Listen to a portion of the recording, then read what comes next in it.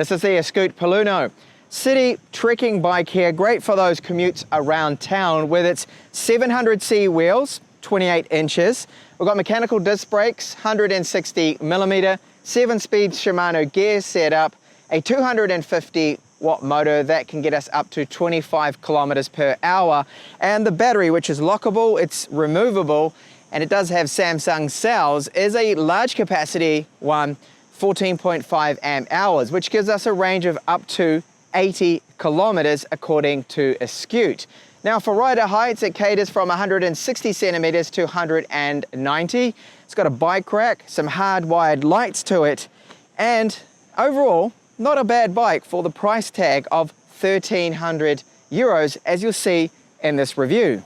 So the shock they are using is a brand shock. It's from Zoom and it has approximately 3.5 inches of travel, and it's reasonably soft. So overall, it's a decent shock to have on a bike like this. The front wheel does have a quick release hub, but there isn't one on the rear, which is typical. Now the motor, this one is 250 watts. It's running off a 36 volt system, powering these 700C or 28-inch size rims. Now the tires on them, they are some road tires from Kenda, so again another brand component, with a directional street tire here. Now the mudguards, front and back, are made out of plastic, so you don't have to worry about these corroding or rusting. And another good thing about them too is they do not rattle about. The bike does come with a bike rack, and you're able to order various different carry bags for this bike rack. There is a hardwired tail light here. It's LED with a reflector, so that's good. You don't need to worry about having to change batteries later on. The brightness is decent, and it's good that it is included in part of the bike. And the same goes for the front headlight, that it's great that it does have one included, but it's not a super powerful bright front LED headlight. It is bright enough though to light the path ahead, and it does have, just like the rear, a reflector included. The bike is using a painted KMC chain. We have Welgo pedals, so the ABS style plastic in the middle, metal around the outside. They do have reflectors in the pedals, and as you can see in the spokes, we do have reflectors in the wheels. This bike has a large battery capacity. It's 14.5 amp hours. It's a lockable battery, and it does have a battery gauge on it. It sits within the frame.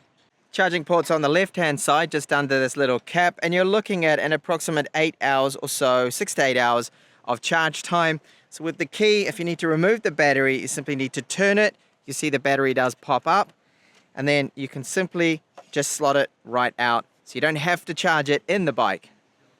On the left, we have our front brake, and the lever feels all right. We do have a bell incorporated into it.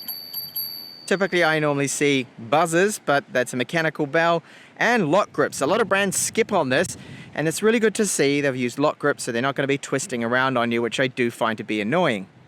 The display could be a little bit brighter. Now you are seeing it shimmering away here. It's got some banding, some flashing happening. Now that's just on camera here. It's just a static light. You won't see it flickering like this at all. So we have the battery gauge. So you've got 5 bars there, each one of course representing 20%. We have our speed, and then the 1 to 5 pedal assist levels, and a power on button. And this is the modes that you can go through. There is an application as well you can use to connect up to it, that you're able to see a little bit more information. Then on the right we have our shifter for those 7 gears and our rear brake. The seat is a nice soft spongy one. I find the size of it and the comfort of it to be good. I've been riding now on it for about 30 kilometers, no complaints from me. What is it like to ride the Eskute Polluno?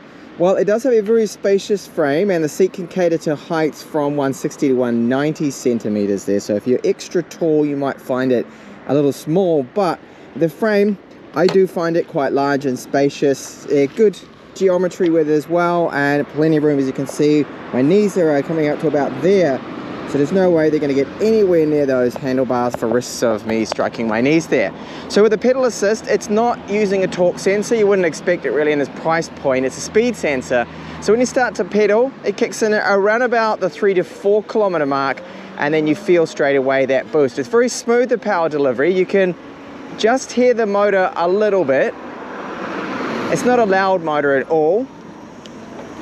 And the gear changes here, typical Shimano, so it's got that turny derailleur And as long as it hasn't been knocked around in the box, it should be just fine with those shifts. You can see no problems at all.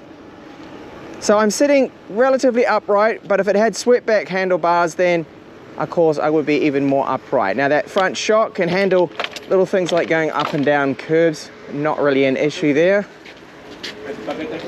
And it's a very smooth ride.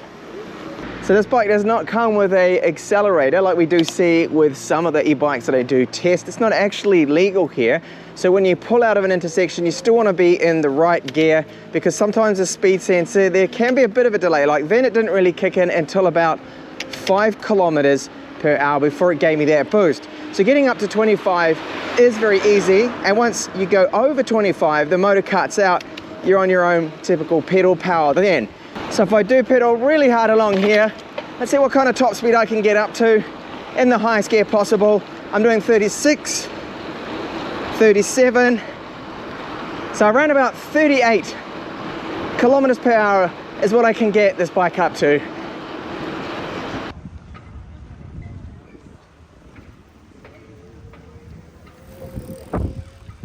And my climb test. So this is approximately a 25-degree climb. Let's see how the Polluno does handle it. So I'm obviously in the lowest gear here to start out with, and that was 4 kilometers. I can feel that speed sensor and the motor's kicked in. This is going well, actually.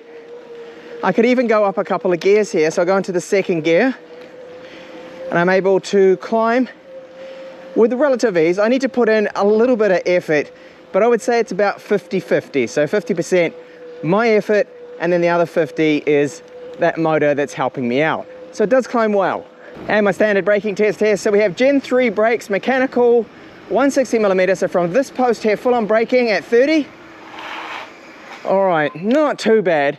Probably my biggest complaint of this bike is the braking performance could definitely be better. It's not bad, you can stop when you want, but I would just like those pads to bite into the discs a little more. So how about that range of it? They claim up to 80 kilometers, and I've seen it written somewhere too as well, 100 kilometers. And I'd say that actually is pretty accurate. Most of the bikes I do test out, they say that it can do 80 kilometers, but I can only really do about 50 or 60. But this bike here, thanks to the larger 28-inch rim size, 700C wheels, and if you go over 25 kilometers per hour, you're not actually using the motor. So all the riding I've been doing now, according to the gauge, I've just done over 30 kilometers, that it has only dropped down 1 bar. Sometimes I do see the other bar drop down again too as well.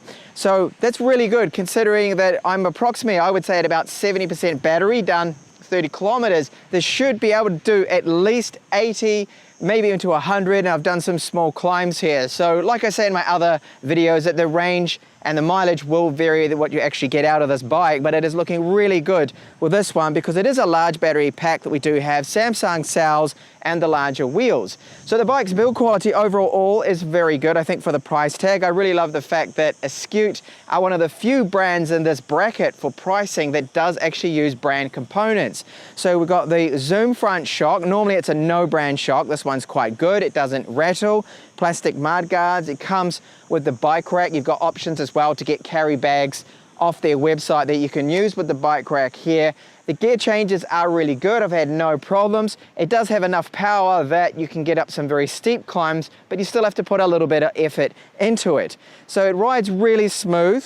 It's got a really good range. What are the cons then? Well, the brakes is something I mention in almost all of my videos. They could be better. They're mechanical disc brakes. They are brand brakes from a company called Gen 3, but I would like to see hydraulics at this price point. I think once you go over 1,000 euros, 1,000 US dollars, hydraulics is a must. And even under maximum braking performance, I just feel that it could be a little better considering we do have the larger rim size with this particular bike here. The other is the display. It's a little hard to make out in direct sunlight. That is another very common complaint of mine when it comes to these e-bikes. But for the price it's selling for, I would look at this bike because you're getting the brand components, you're getting a good finish, you've got Samsung cells, whereas other brands, again, would not be using Samsung cells. There'll be no brand Chinese cells. They just won't be as good. They won't last as many cycles. I think this one's supposed to be at least over 500 cycles.